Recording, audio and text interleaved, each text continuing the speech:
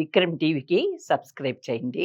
Subscribe to Vikram TV. Subscribe to Vikram TV. Subscribe to Vikram TV. Please like, share and subscribe to Vikram TV.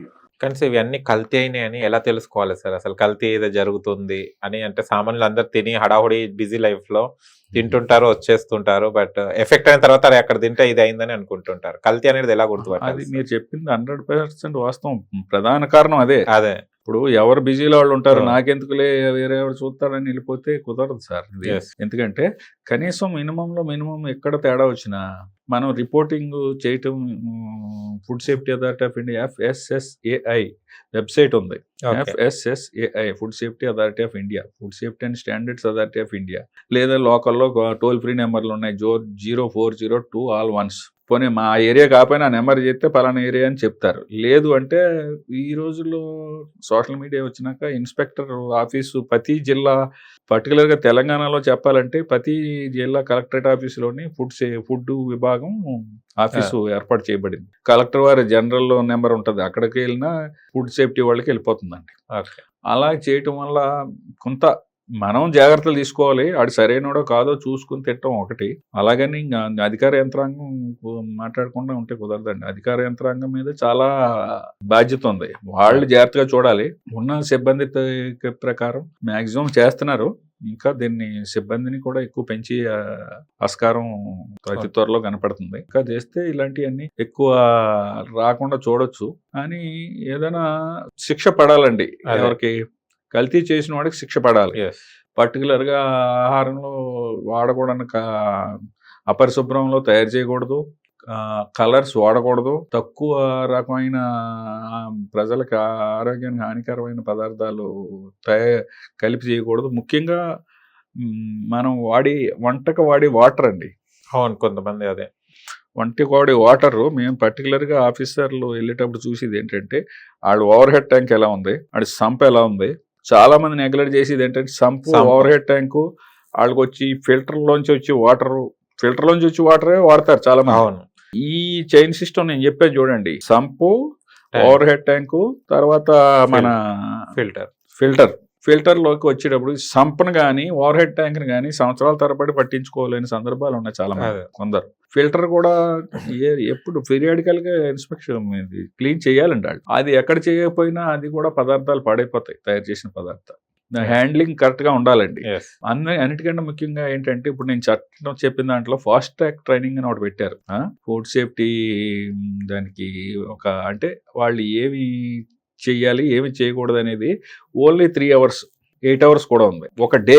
దాని concept ఎలాగంటే ఈ హోటల్లో 20 మంది 30 మంది పని చేస్తున్నారు అనుకోండి, అందరినీ ఒకసారి ట్రైనింగ్ తీసుకెళ్తే బిజినెస్ దెబ్బతింటారు కదా. అవును. వాళ్ళు అవకాశాన్ని బట్టి ఒకరిని పంపించవచ్చు, ఇద్దరిని పంపించవచ్చు.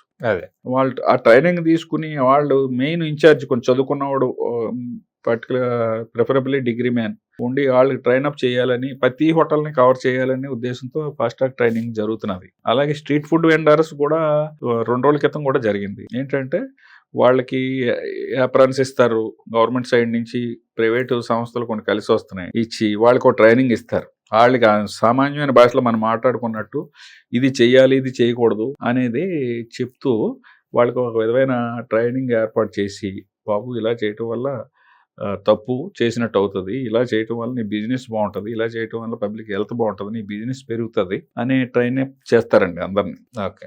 అలాగా రకరకాల స్టెప్స్ తీసుకుంటేనే ఇది కొన్నాళ్ళు ఇంకా ఇంప్రూవ్మెంట్ అవుతుంది. ప్రజల్లో కూడా మెయిన్ కలర్ వేసిన ఐటమ్స్ చాలా జాగ్రత్తగా ఉండాలి. పెస్టిసైడ్ వేసి ఇంట్లో తెచ్చుకున్నప్పుడు మనం వాష్ చేసుకుని వాడుకోవాలి. సూపర్ మార్కెట్లోకి వెళ్ళినప్పుడు చాక్లెట్స్ అలాంటివి కొన్ని ఏదైనా కానీ కొన్ని నైట్రోజన్ గ్యాస్తో వాక్యూమ్తో చేసి టీరైని కొనకూడదండి. అది అందులో తేమ హ్యూమిడిటీ వెళ్ళిందంటే ఆటోమేటిక్గా అది పురుగు పడుతుంది. జాగ్రత్తలు మనం తీసుకోవాలి, వాళ్ళు తీసుకోవాలంటే మీద ఎలాగ చర్యలు జరుగుతున్నాయి. కేసులు కూడా చాలా ఉన్నాయి. ఇప్పుడు ఈ కొత్త చట్టం వచ్చినాక కేసెస్ చాలా క్విక్ డిస్పోజల్ జరుగుతుందండి. ఎలాంటి కేసెస్ పడతాయి సార్ వాళ్ళకు ఒకవేళ వాళ్ళు తప్పు నిర్ధారణ అయితే? ఎక్కువగా జరిగేది ఏంటంటేనండి, ఈ కలర్ ఐటమ్స్ అన్సేఫ్ అనేది వచ్చిందంటే, ప్రజారోగ్యానికి భంగం అనే రిజల్ట్ వచ్చిందంటే, కేసు ప్రూవ్ అయితే మినిమం 2 years, 6 months నుంచి 2 years వరకు కన్విక్షన్తో పాటు ఫైన్ ఉంటుంది. అచ్చా. కానీ కేసు ప్రూవ్ అవ్వాలి. రెండోది ఏంటంటే సబ్ స్టాండర్డ్, మిస్ బ్రాండెడ్ అని ఉంటాయండి. అవి ఎక్కువ అట్రాక్ట్ అవుతున్నాయి ఇప్పుడు. సంబంధిత జిల్లా అదనపు కలెక్టర్ వారు ఉంటారు. దాని యొక్క హోటల్ పరిస్థితిని, ఈ కల్తీ యొక్క తీవ్రతను బట్టి 5 లక్షల దాకా జరిమానా వేసుకునే అధికారం వారికి ఉంది. చాలా ఎక్కువగా ఫైన్స్ వేస్తున్నారు. ఓకే. అది కూడా జరుగుతున్నది. దీనికి ప్రజల తోడ్పాటు, అధికారులు నిబద్ధతతో పనిచేయటం కూడా అవసరం ఉన్నది.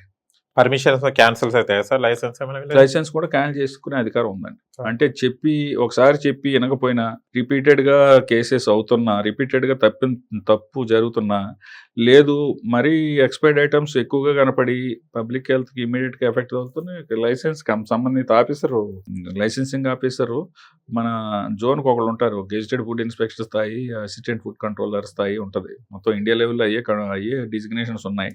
వాళ్ళు లైసెన్సింగ్ అథారిటీ ఇమీడియట్ గా క్యాన్సిల్ చేయరు, సస్పెండ్ చేస్తారు ముందు. దాన్ని రివోక్ చేసుకోవడానికి కొంచెం ప్రొసీజర్ ఉంది. ఇంకా అది కూడా అయినపోతే క్యాన్సిల్ చేసేస్తారు, మళ్ళీ లైసెన్స్ రాదు వాళ్ళకి. నార్మల్ హోటల్స్ కి, 5 స్టార్ హోటల్స్ కి, 3 స్టార్ హోటల్స్ ఉంటాయి కదా సార్, డిఫరెన్స్ ఏమైనా చూస్తారా సార్ వెళ్ళినప్పుడు? ఖచ్చితంగా ఉంటుందండి డిఫరెన్స్. జనరల్గా దీనికి వయలేషన్ కి స్టార్ హోటల్ అయినా ఒకటే శిక్ష, ఇదైనా ఒకటే శిక్ష. ఈ రోజుల్లో ఏంటంటేనండి, ఫోటోగ్రఫీ, వీడియోగ్రఫీ బాగా అందుబాటులోకి వచ్చింది కదా. పూర్వం అంటే మనకు ఏదో ఫోటోగ్రాఫర్ తీసుకెళ్లాలని ఉండేది. ఇప్పుడు మన ఫోన్ లో వచ్చేస్తున్నాయి కదా. ప్లస్ ఎక్కడ వయలేషన్ ఉన్నా మన స్టేట్ కి, ప్రతి స్టేట్ కి ఒక ఫుడ్ సేఫ్టీ కమిషనర్ గారు ఉంటారండి. వారు దాన్ని ఆ తప్పుల్ని, ఈ రోజు జరిగిన ఇన్స్పెక్షన్లో తప్పులు ఏమైనా జరిగితే వారికి ఒక నివేదిక వెళ్తుంది. ఆ నివేదికని వారు ఒకసారి పరిశీలించి కొంచెం ఎక్కువగా వయలేషన్స్ ఉన్నాయి, రెక్టిఫై చేసుకు పబ్లిక్ హెల్త్కి ఎక్కువ ఎఫెక్ట్ అయ్యేది అని పడితే, అది మరి దాని పేరు గొప్పగా ఉండి ప్రజలకు ఎక్కువ సప్లై చేసి తప్పులు చేస్తున్నా ఉన్నవాళ్ళైతే మన ట్విట్టర్ ఎక్స్ వేదికగా వాళ్ళు ఆయన రిపోర్టు పబ్లిక్ కి తెలియపరుస్తున్నారు. దానివల్ల ఏంటంటే వాళ్ళ బిజినెస్ కూడా దెబ్బతింటది కదా. బిజినెస్ కూడా దెబ్బతింటది. అంచేత అందరూ సాధ్యమైనంత వరకు మీరు చెప్పిన మన కేటగిరీలన్నీ జాగ్రత్తగానే ఉంటున్నారు. కొందరితో తెలియక కావాల్సి తప్పు చేస్తున్నారని నేను అనుకోను. ఎక్కడో అది ప్రతి దాంట్లోని ఆ ప్రవృత్తి ఉన్న వాళ్ళు ఒక 100కి 5%, 10% ఉంటే ఉండొచ్చు. అది తెలిసి చేసి తప్పు చాలా తక్కువ అండి. ఏదో అల్లం వెల్లుల్లి పోస్టు, ఈ కలరింగ్, ఈ కొంత ఇంకాళ్ళు అది తప్పు అనుకోడాడు, ప్రజల ప్రాణాలకు ముప్పు అనుకోరాళ్ళు. అలాంటివి జరుగుతూ ఉన్నాయి. అవన్నీ కూడా త్వరలో కొంతకాలం పోయేటప్పుడు ఇవన్నీ కూడా కంట్రోల్లోకి వచ్చేస్తాయని నా ఉద్దేశం.